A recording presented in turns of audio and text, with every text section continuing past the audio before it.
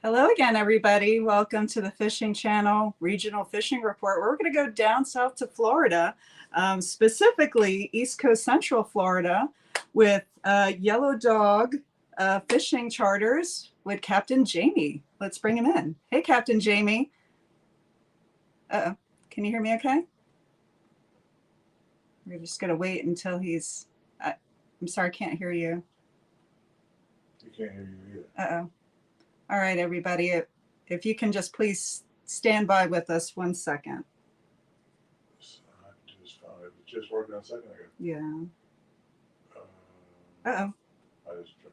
All right. So while we're waiting for Jamie, can you hear me?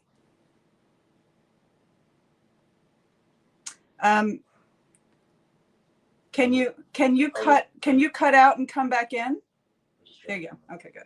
All right, so when Captain Jamie comes back, we're going to go into the 2-minute bite where we're just going to cut really into the fishing report for his region. Then we'll talk about question of the evening prize. Captain Jamie has something special for us, and then we'll see what's biting with him. So if you're tuning in, please chime in the comments where you are so we know where you're hailing from. If you're fishing, what fish have you caught lately? Please share with us in the chat. So sorry again for the technical difficulties we're having. We're just waiting for Jamie to come in. Oh, awesome. I can hear you now. Brilliant. Are you able to turn sideways? So we can, there you go. Awesome. Thank you so much. I'm glad that we're able to connect. So we're going to go into what we call the 2-minute bite, where we're going to take a few minutes just to talk about what's going on in a quick snapshot of the fishing report for your region. So what's biting over there, Captain Jamie? So it's winter for us down here too, believe it or not. What's winter? What's the temperatures? 47, 45 in the morning, and warms up to about the low 70s by noonish or so. Wow. So I mean, to us that's a little chilly. I'm wearing my hunting gear.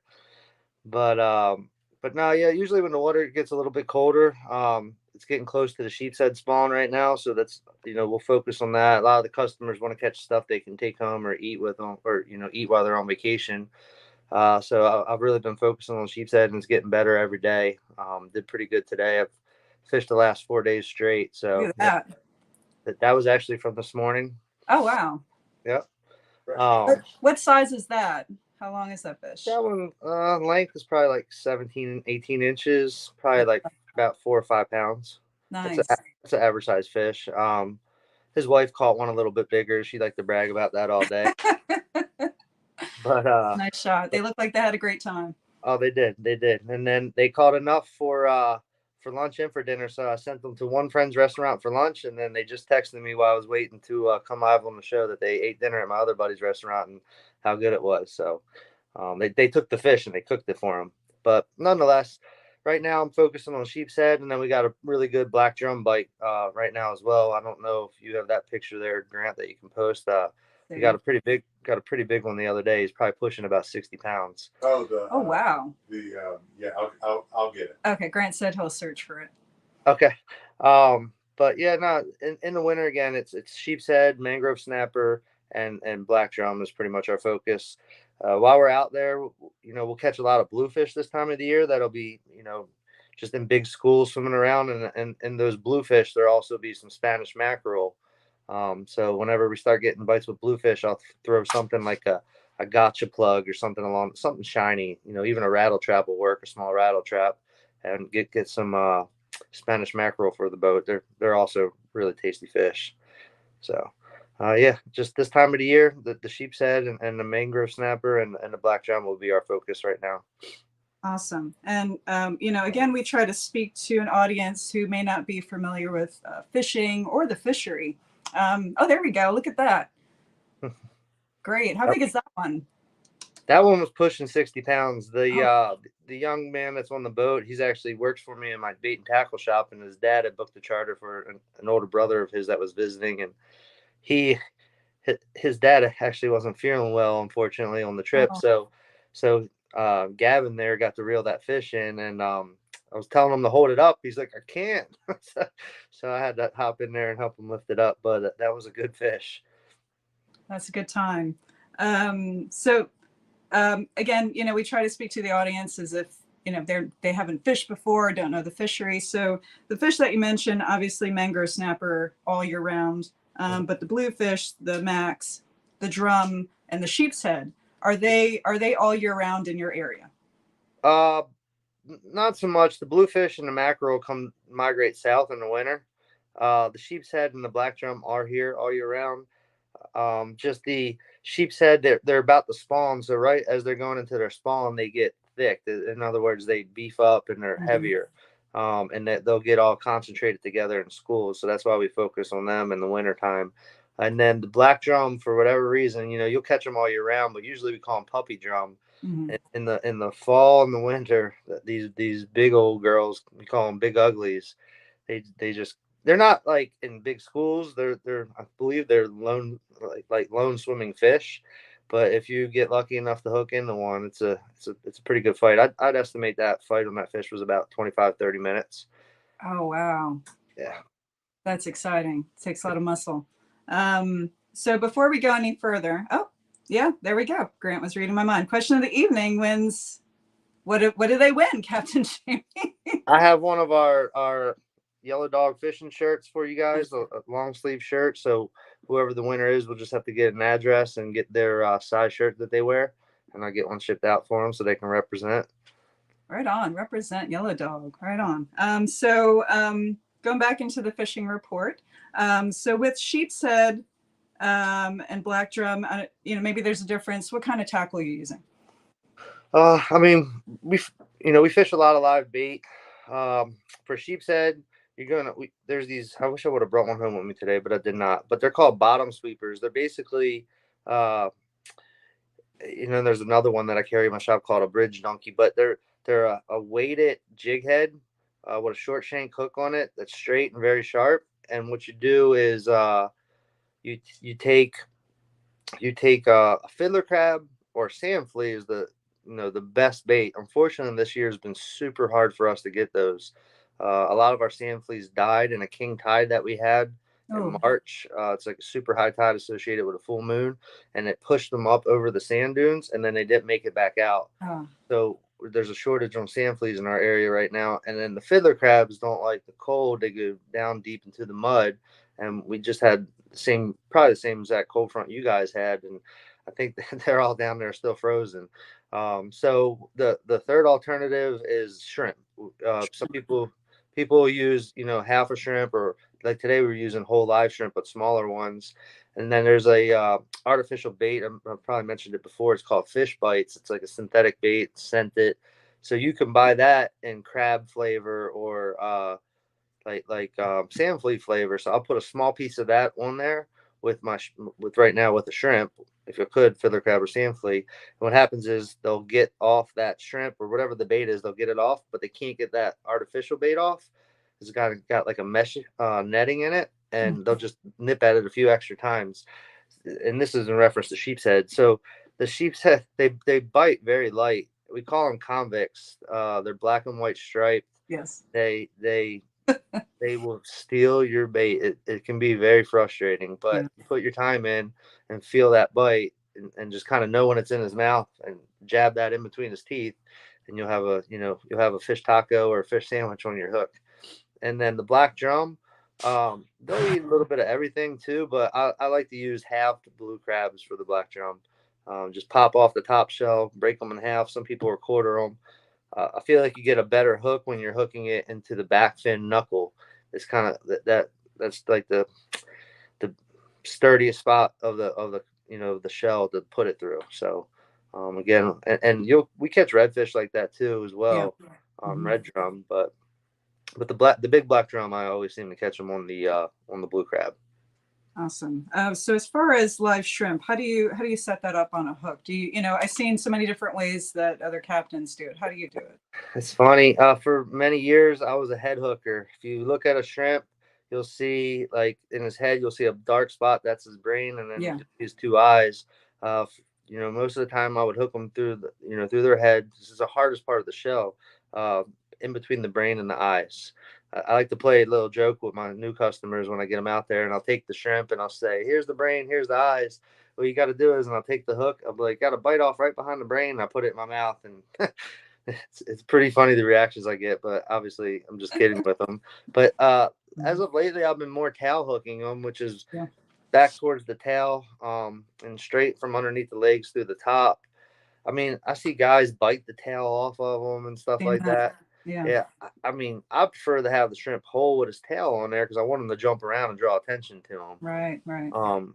But yeah, I wouldn't recommend hooking them right in the middle of the body because they just seem to fold over, even if they're alive and they're not jumping around. Yeah, that is true. So how about Spanish Max and bluefish and then we'll get some questions if we have any. Okay. So down here, I know in the Northeast, the bluefish get a little bit bigger. We do catch bigger ones from time to time. We don't necessarily target bluefish. They're more kind of a nuisance to us. They eat all of our bait. They bite off our hooks. Yeah. Most of our bluefish, are like 10, 12 inches. I've caught a few, 35, 36-inch bluefish, but mostly they're smaller.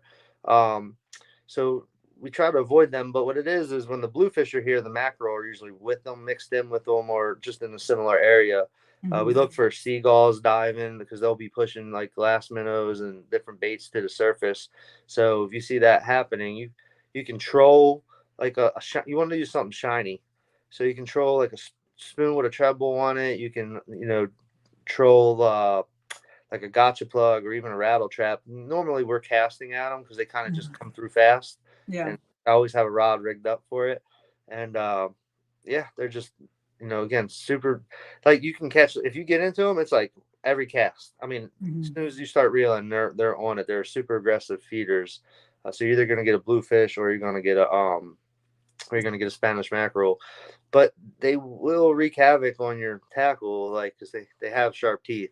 So, you'll catch a few and then you're going to lose your lure. And then you catch a few, then you're going to lose your lure.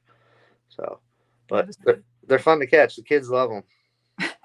Yeah, they are fun fish. So let's go to some questions.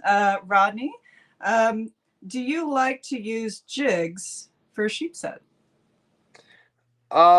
Jigs as in like just straight artificial? No, they're not. I've never caught one on just a straight artificial jig, but I'll use jig heads. I don't think the color really matters. They're going to eat just about anything that you put down there, like crustacean wise. I mean, they'll take jig heads and they'll take oysters and shuck them open and like thread the oyster onto the hook. So it's hard for that, you said, to get it off. Okay. I've tried it a few times. It definitely works. Another technique too with the oysters is people crush them up and chum with them, and that certainly works as well. But I don't use jigs, but I'll use jig heads. Good. That makes sense. Yep. Let's see. We have another one. Sean Fenwick. How you doing, Sean? What's your go-to tackle setup for winter fishing, and do you change it up for the summer season? So I use similar winter and summer, but I will, in the wintertime, the water tends to get clear. So, whether it's because the water cools and the not bacteria, but algae and things like that in the water seem to settle. So the water is clear. So it'll usually be a little bit tougher of a bite as far as them being able, a lot of our fish are leader sensitive. Striped bass, they're extremely aggressive. You can use monofilament leader. Down here, we use fluorocarbon almost exclusively. So what I'll do in the winter, I'll dial it down to about 15-pound test. And in the summertime, I'll jump back up to about 20 or 30 pounds. So I'll have less breakoffs. But my go-to setup, 90% of my charters, I'm using a fish finder rig is what we call it here. Up north, they call it a Carolina rig. It's an egg sinker to a barrel swivel. And then from the barrel swivel, you have about 2 to 3 feet, depending on what you're fishing for, even sometimes shorter for sheep's head, but about 2 to 3 feet of fluorocarbon, and then like a 2/0 circle hook Mhm. is average hook that I'll use. But if I'm getting into bigger fish, I'll jump up to like a 4 or 5. Okay, that's good. Good tips. So we have another question coming in from our boy E at Cape Coral Jupiter Kayak Fishing. What kind of tackle, bait, rod, reel you used for the black drum? Aloha, everybody. So when I'm fishing for bigger fish, I use Florida Fishing Product reels is the reel that I use. I'll use like a 7-foot medium heavy rod, and then I'll use 40-pound braid. Um, and then for that, if I'm fishing for fish that big, anything over about 40 pounds, I'm going with a 6,000 series reel. It's more than enough to handle it. But for sheep's head fishing and other fishing, I'm typically using a 4,000 series reel. Okay. And those 4,000 series reels, I mean, we've landed a lot of big fish on those. But just as far as the amount of drag you can put on it, I typically, if I'm going for the bigger fish, I'm using the 6,000 series. Okay. Yeah. Next question. All right, Todd, what's your favorite flounder setup?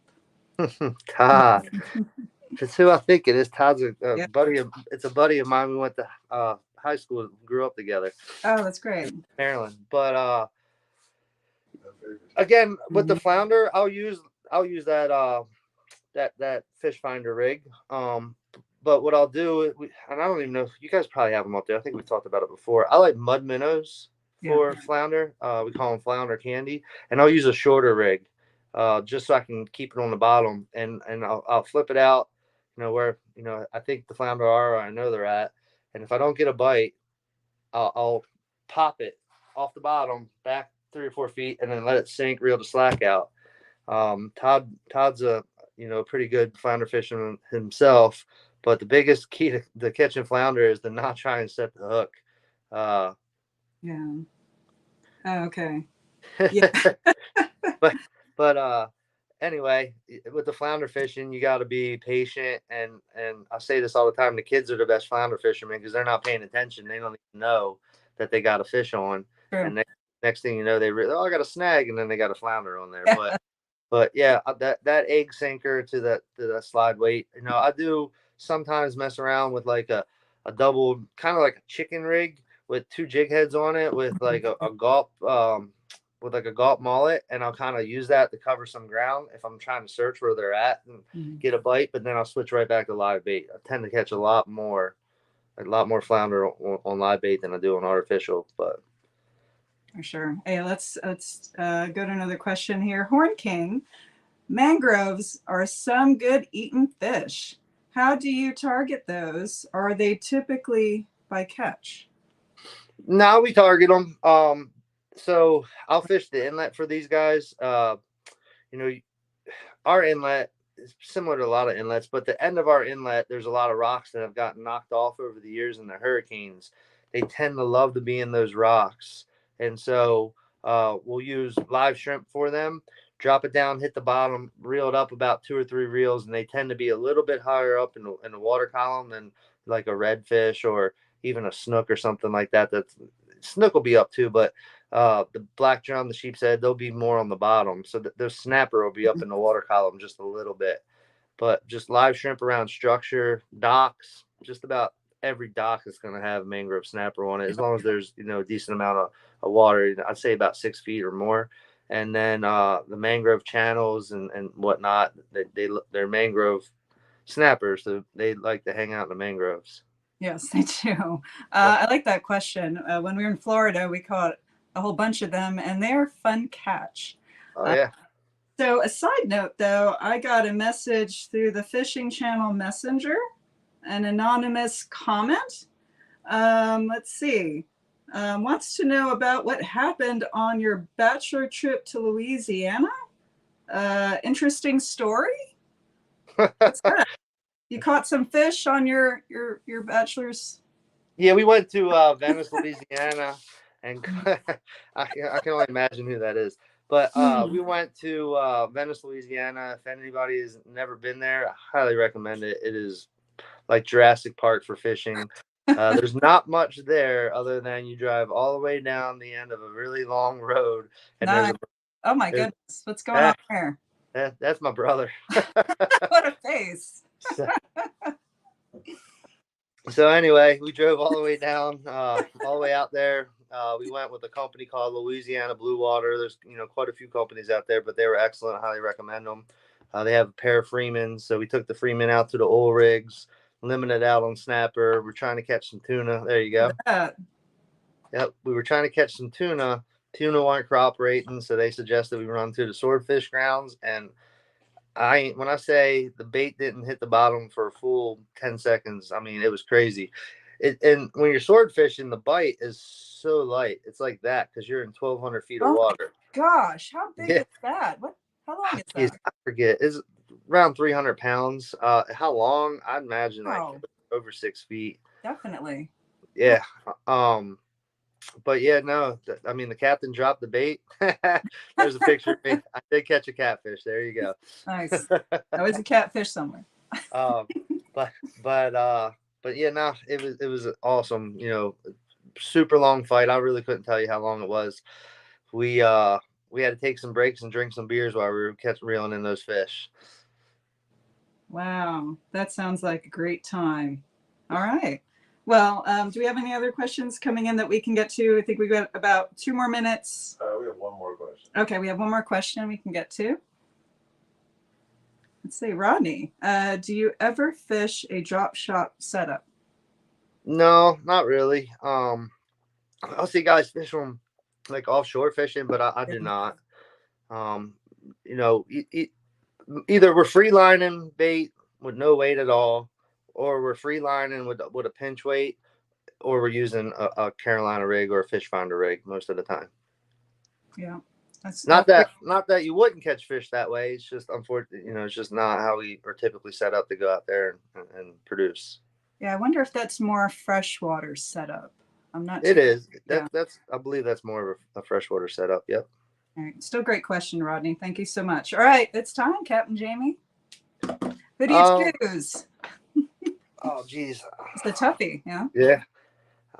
What was it? Sean, I believe it was. I don't remember exactly how he phrased his question, but he's the gentleman. I believe he asked about how to catch or what size reels and whatnot for the black drum. Oh, Sean Fenwick, I think. Let's see. No, I believe that was.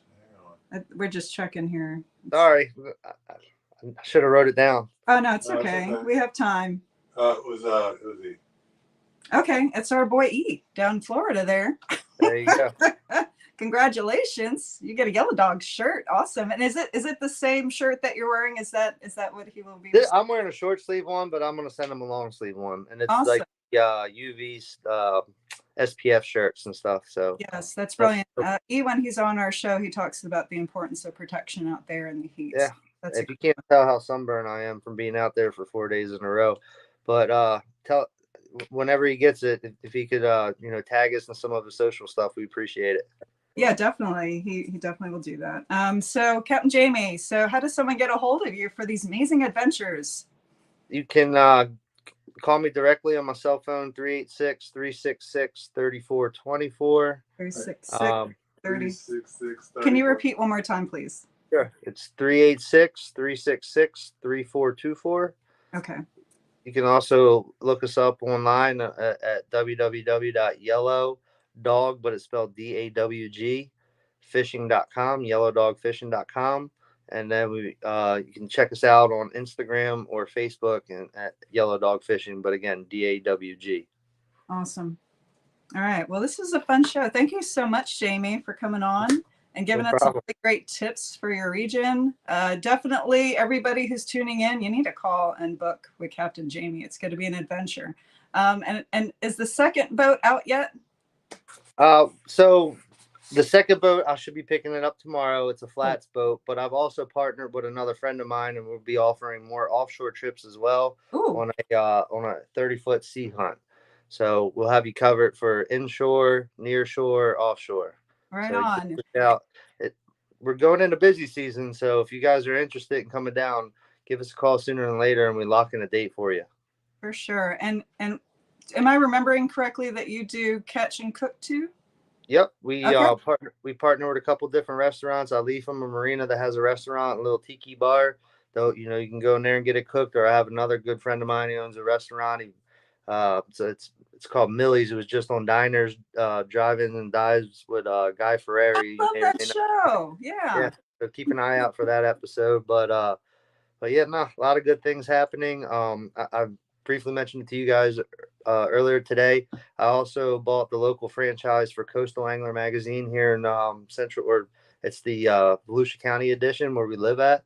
So we'll be doing a bunch of promotion and advertisement in that as well. But anybody can go online and check that out. That's Coastal Angler magazine. It's a pretty cool publication. Awesome. Well, thank you so much, Captain Jamie. You have so much amazing stuff going on. So very fun and thrilling. So definitely book your charter today. So thanks everyone for tuning in. Thanks for your questions. Thanks for tuning in to the fishing channel. And I hope everyone has a great night and fish on. Bye-bye. See you later.